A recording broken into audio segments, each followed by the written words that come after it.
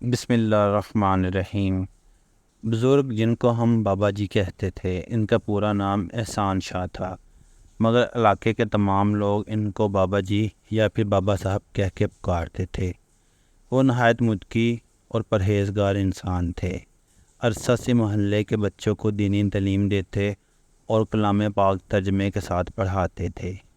اس فریضے کا وہ کوئی معاوضہ بھی نہیں لیتے تھے۔ ایک دفعہ کا ذکر ہے، وہ گلی میں کھیل رہی تھی۔ بابا صاحب مسجد سے نکلے۔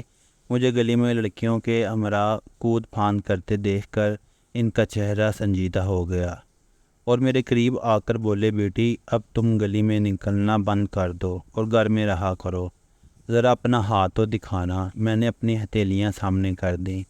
وہ جھک کر ان محاق سے میرے ہاتھوں کی لکیروں کو پڑھنے لگے۔ بیٹی تم پڑھنے کی طرف دھیان دیا کرو، تم کو کامیابیاں ملے گی، تم ایک اعلیٰ مقام پاؤ گی، لیکن آگے چل کر گھر کی ذمہ داری تم نے اٹھانی ہے۔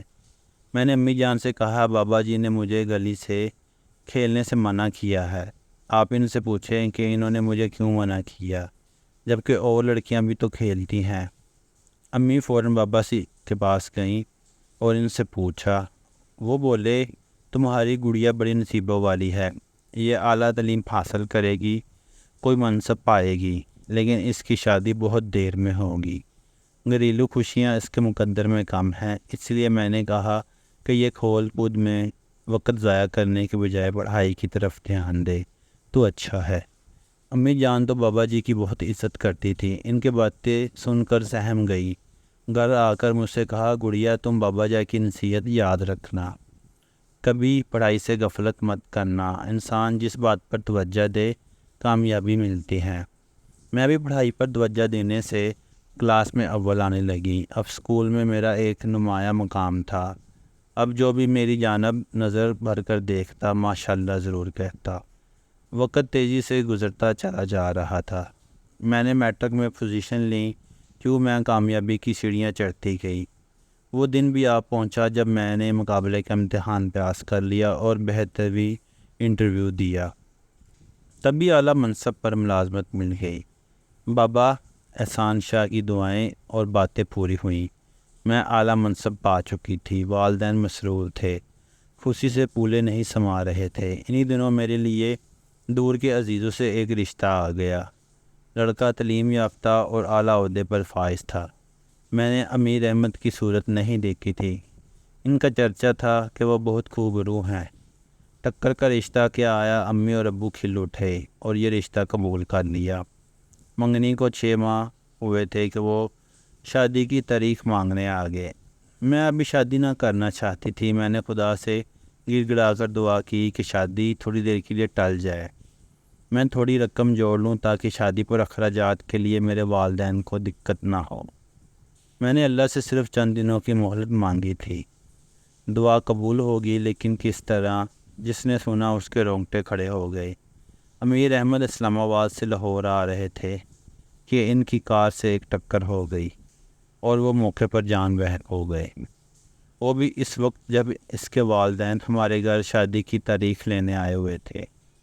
مجھے دکھ تھا، میں نے کیوں شادی میں اللہ تعالیٰ سے تاخیر کی دعا کی۔ ضمیر مجھے ملامت کرتا تھا جیسے میں ہی ان کی موت کی ذمہ دار تھی۔ حالانکہ موت حیات اللہ کے ہاتھ میں ہے اور ہر کام اس کی مرضی سے ہوتا ہے۔ دعا اور بد دعا بھی اسی کی مرضی سے قبول ہوتی ہے۔ کافی دنوں تک ہمارے گھر میں سوگ کی سی کیفیت رہی۔ امی ابو بے حد رنجیدہ تھے۔ میں نے ملازمت میں دل لگا رکھا تھا، محنت اور لگن سے اپنی ڈیوٹی سر انجام دیتی تھی کہ ایک دن دفتر سے ایک لیٹر ملا، ٹریننگ کے لیے کراچی جانا تھا۔ کیا بتاؤں کتنی خوشی ہوئی۔ عرصے بعد کہیں باہر جانے کا موقع ملا تھا۔ ہیڈ آفس جانا تھا، وہاں صرف ایک ہفتہ قیام تھا۔ یہ بھی غنیمت تھا، میں نے چھٹیاں لے لی تاکہ ٹریننگ کے بعد اپنے عزیزوں سے مل سکوں۔ خالہ اور ان کی 2 بیٹیاں وہاں رہتی تھیں، ان سے ملے عرصہ گزر گیا تھا، وہ بھی خوش ہو گئیں۔ دفتری فرائض ختم ہوتے ہی میں ان سے ملنے چلی گئی۔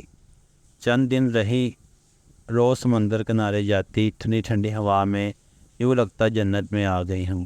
چھٹی ختم ہونے لگی تو سوچا تھوڑی دیر شاپنگ کر لی جائے۔ اسی روز ہم ایک بڑے اور بارونق شاپنگ سینٹر میں چلے گئے۔ شاپنگ کر کے نکلے اور سڑک کے کنارے کنارے چلنے لگے تاکہ ٹیکسی مل جائے۔ ہم ابھی سڑک کے دوسری جانب نکلے کو تھے کہ ایک خوش پوش نوجوان تیزی سے بھاگتا ہوا آیا اور مجھے بازو سے پکڑ کر کہنے لگا، جلدی سے سامنے والی گلی میں جا کر کسی بلڈنگ میں چھپ جاؤ، ادھر فائرنگ ہو رہی ہے۔ ہم نے کچھ نہ سمجھا اور میں اور میری دونوں خالہ زاد بہنیں دوڑتی ہوئی گلی میں ایک بلڈنگ کی سیڑھیوں میں چلے گئے۔ آنن فانن سامنے سڑک سے 2 گاڑیاں آتی دکھائی دیں۔ سمجھ میں نہ آیا کہ فائرنگ کس طرح اور کس طرف سے ہو رہی ہے، یا گاڑی میں بیٹھے لوگ فائرنگ کر رہے ہیں۔ شاید 2 گروپ آپس میں الجھ رہے تھے یا پولیس والے تھے، ہمیں کچھ پتہ نہ چلا۔ تھوڑی دیر بعد شور ختم ہو گیا تو ہم باہر نکلے۔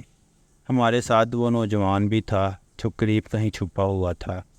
اب میں سوچ رہی تھی کہ اس نوجوان کی حاضر دماغی نے ہمیں بچا لیا۔ یہ اخلاق سے میری پہلی ملاقات تھی، میں نے اس کا شکریہ ادا کیا۔ وہ کراچی میں ایک اچھے عہدے پر فائز تھا۔ اس نے بتایا، اب حالات یہاں معمول پر ہیں لیکن کبھی کبھی ایسے حادثات ہو جاتے ہیں۔ اتفاق سے ہم نے ایک ہی علاقے کی سمت جانا تھا۔ اس نے کہا، آپ چاہیں تو میں آپ کو ڈراپ کر دیتا ہوں، اور ہم اس کی گاڑی میں اپنے گھر پہنچ گئے۔ خالہ کو فکر تھی کہ لڑکیاں جانے کہاں رہ گئی۔ سچ پوچھئے تو شاپنگ میں کافی دیر ہو گئی تھی۔ شکریہ کے طور پر خالہ نے اخلاق کو دعائیں دی۔ وہ جاتے ہوئے ان کو اپنا کارڈ دے گئے کہ کوئی کام ہو تو مجھے ضرور کہیے گا۔ حادثے کی یاد دل پر لیے میں ملتان واپس لوٹ آئی اور دوبارہ اس طرح دفتر کے معمولات میں کھو گئی۔ کچھ دن بعد یہ واقعہ ذہن سے فراموش ہو گیا۔ ایک دن خالہ سے فون پر بات ہوئی، انہوں نے بتایا، اخلاق صاحب آئے تھے، انہوں نے تمہارے دفتر کا نمبر مانگا تھا، ہم نے دے دیا، شاید وہ تم کو فون کریں۔ چند دن بعد انتظار کیا، پھر مصروفیت میں بھول بھال گئی۔ سال بعد عید کے موقع پر جب دفتر سے اگلے دن چھٹیاں ہونے لگیں تو اس نے فون کیا۔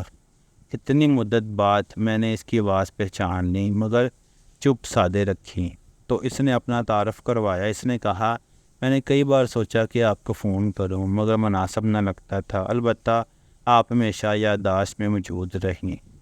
آپ کو فون پر اعتراض تو نہیں؟ عید پر تو اپنے سبھی نزدیک و دور کے ملنے کو آتے ہیں، کوئی خاص بات کہنی ہے تو کہہ دیجیے۔ کوئی خاص بات نہیں ہے، یہ کہہ کر اس نے فون بند کر دیا۔ اف اللہ، یہ کیسا شخص ہے، مجھے اس پر بہت غصہ آیا۔ مجھے ملازمت کرتے 3 سال ہو گئے تھے۔ والدین اگرچہ میری طرف سے مطمئن تھے لیکن یہی چاہتے تھے کہ میرا رشتہ جلد از جلد کسی اچھی جگہ طے پا جائے۔ ایک ایک کر کے میری سب سہیلیاں اپنے گھر کی ہو گئی، بس میری شادی ہونا باقی تھی۔ ان دنوں میرے لیے کسی بہترین جیون ساتھی کی تلاش میں تھے۔ اچانک ہارٹ اٹیک سے ابو کی وفات ہو گئی۔ اب گھر کی ساری ذمہ داریاں مجھ پر آن پڑیں۔ 4 بہن بھائی مجھ سے چھوٹے تھے، ماں تو صدمے سے نڈال تھی، مجھے ہی والد کی جگہ امی اور بہن بھائیوں کو سہارا دینا تھا۔ اسی طرح کئی سال گزر گئے۔ اب مناسب رشتے نہیں آتے تھے، جب آتے گھریلو مجبوریوں کی وجہ سے انکار کر دیتی تھی، یہاں تک کہ بہن بھائی پڑھ لکھ کر اپنی ملازمتوں پر پہنچ گئے۔ 3 کی شادیاں ہو گئی۔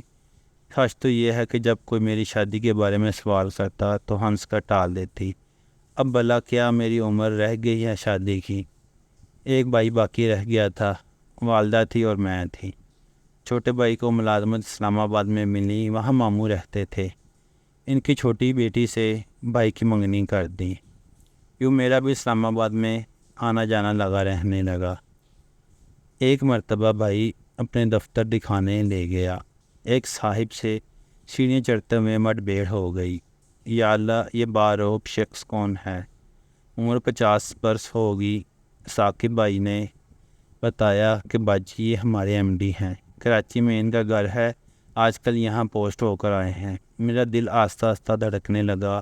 غور کیا تو یاد آ گیا کہ صورت جانی پہچانی ہے، یہ وہی اخلاق صاحب ہیں جنہوں نے کراچی میں ہم کو حادثے کی زد سے بچایا تھا۔ ثاقب کو بتایا تو وہ مجھے حیرت سے دیکھنے لگا۔ باجی پلیز آپ میرے ساتھ چلیں اور ان سے میری سفارش کر دیں۔ تو میری پروموشن جلد ہو جائے گی۔ ویسے یہ بڑے بااصول ہیں، کسی کا لحاظ نہیں کرتے۔ میں نے ثاقب کو ساتھ لیا اور ایم ڈی کے کمرے میں اپنا کارڈ بھجوایا۔ انہوں نے فوراً اندر بلوایا۔ احتراماً مجھ کو دیکھ کر سیٹ سے اٹھ کھڑے ہوئے، بہت خوش دلی سے سلام و دعا کی، مگر ان کے چہرے پر خوشی اور دکھ کے ملے جلے اثرات تھے۔ کیسی ہیں آپ؟ عرصے بعد مجھے یاد آیا اسلام آباد کیسے آنا ہوا، میرے لائق کو خدمت، اور یہ انہوں نے ثاقب کی جانب اشارہ کیا۔ یہ میرے چھوٹے بھائی ثاقب ہیں، اسلام آباد میں ہوتے ہیں، آپ کے ماتحت کام کرتے ہیں، اسی لیے آئی ہوں کہ ان کا خیال رکھنا ہے آپ نے۔ ملاقات بہت اچھی رہی، گھر آئی تو نہ جانے کیوں بہت خوش تھی، وجہ میں خود نہ سمجھ پائی۔ ثاقب کی ترقی ہوگی تو میں نے امی سے کہا کہ مائدہ اب تم ملازمت چھوڑ دو۔ میں نے چھٹی لے لی کیونکہ میں ملازمت سے تھک گئی تھی اور صحت بھی متاثر ہوئی تھی۔ انہی دنوں میں نے اپنے آبائی قصبے میں زمین فروخت کی اور اسلام آباد میں ایک چھوٹا سا گھر لے لیا، کیونکہ ثاقب کی شادی کے بعد ہم یہاں نہ رہ سکتے تھے۔ ثاقب نے اخلاق صاحب سے ملنا جلنا جاری رکھا اور ان کو کچھ مجبوریاں بتائیں تو انہوں نے کوشش کر کے میرا تبادلہ اسلام آباد کرا دیا۔ اس طرح ہم سب اسلام آباد شفٹ ہو گئے۔ یہاں اخلاق صاحب سے ملاقاتیں جاری تھیں کیونکہ ان کا ہمارے یہاں آنا جانا تھا۔ ثاقب تو اس وجہ سے خوش تھا کہ وہ ان کے ایم ڈی تھے۔ جب کسی کا باس اس کے گھر آنا جانا رکھے تو خوشی ہوتی ہے، اور مجھے اس وجہ سے خوشی ہوتی ہے کہ وہ بہت پڑھے لکھے آدمی تھے اور وہ ہر موضوع پر بات کر سکتے تھے۔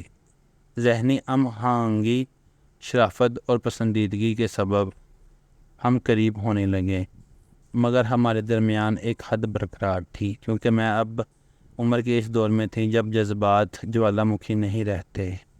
مجھے معلوم تھا کہ وہ ایک شادی شدہ اور بال بچے دار آدمی ہیں۔ ان کی بیوی بچے کراچی میں قیام پذیر تھے۔ ایک ماہ میں 2 مرتبہ وہ گھر ضرور چکر لگاتے تھے۔ میری والدہ سے خوب باتیں کرتے، امی بھی ان کو بیٹی کی طرح چاہنے لگی تھی۔ اکثر اخلاق مصروف ہوتے تھے، لیکن کبھی کبھی ہم سب کٹھے واک پر جایا کرتے۔ وہ اکثر پوچھتے تم اتنی اچھی لڑکی تھی، تم نے ٹائم پر شادی کیوں نہ کی؟ تو میں دل میں جواب دیتی ہے آپ جیسا کوئی ملا ہی نہیں، مگر زبان سے کہتی پتہ نہیں وقت کیسے گزر گیا، میں وقت کی رفتار کے ساتھ بھاگتی رہی۔ وہ اکثر کہتے ہیں مائدہ ابھی بھی وقت کو بھاگ توڑ تمہارے ہاتھ میں ہے، کوئی اچھا سا جیون ساتھی تلاش کر لو، زندگی کی باقی دنوں کو تنہائیوں کی نظر مت کرو، یہ خود پر ظلم ہے، جبر ہے، گناہ ہے۔ میں سن کر چپ چاپ حسرت سے ان کی طرف دیکھتی۔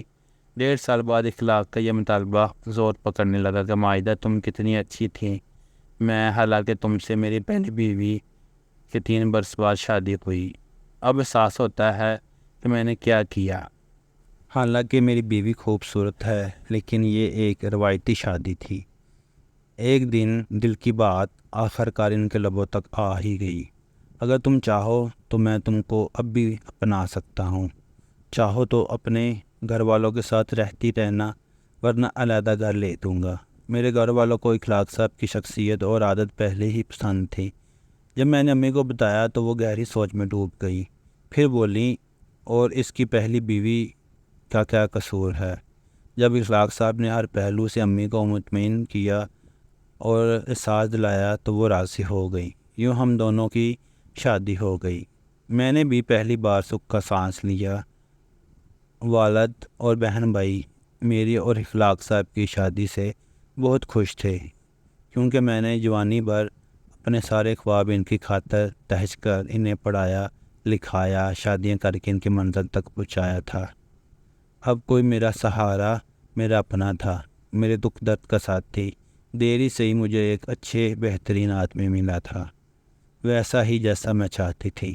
ان کی توجہ سے رفتہ رفتہ میری صحت اچھی ہونے لگی، برے تمام دن ختم ہو گئے اور اب اچھے دنوں کی باری تھی، مگر یہ میری خام خیالی تھی۔